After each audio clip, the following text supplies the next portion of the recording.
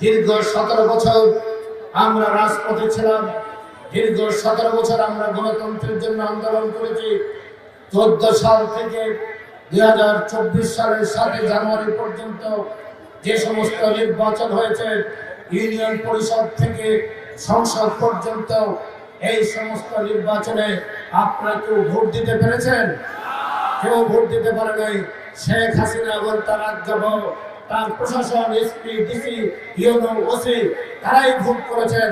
আওয়ামী লীগের গুন্ডারা ভোট করেছেন, সাধারণ মানুষ ভোট করে নাই।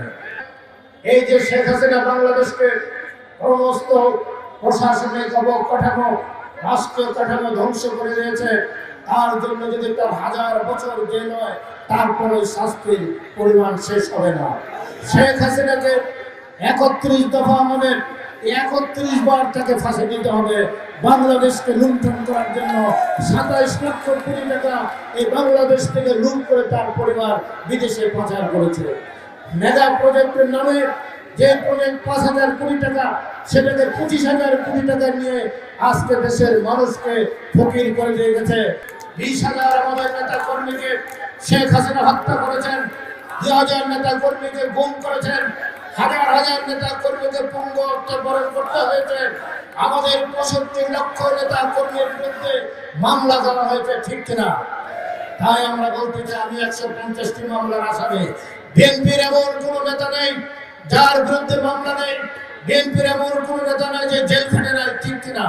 তাই ন্যূনতম সংস্কার দিয়ে আপনারা নির্বাচনের রোড ম্যাপ তৈরি করেন, প্রস্তুত করেন। আমরা অন্তর্বর্তীকালীন সরকারের কাছে আমাদের আবেদন, আমরা বলতে চাই, এই যে 1.5 মাসের যে আন্দোলন হলো, 1400 জন যেখানে শহীদ হয়েছেন, সেখানে আমাদের 862 জন বিএনপির নেতা কর্মী শহীদ হয়েছেন। এই আন্দোলনের সবচেয়ে বেশি শহীদরা হচ্ছে আমরা, হত্যার আমরা অন্য কেউ না। আপনি বাংলাদেশের গণতন্ত্রের রোডম্যাপ, নির্বাচনের রোডম্যাপ ঘোষণা করবেন।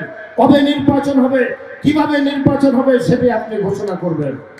আপনার যে একজন উপদেষ্টা আছেন, তারা কি বলেন না বলেন, সেই দিকে বিভ্রান্ত হয়ে আপনি আপনার ইমেজ আপনার ক্ষুণ্ণ করবেন না।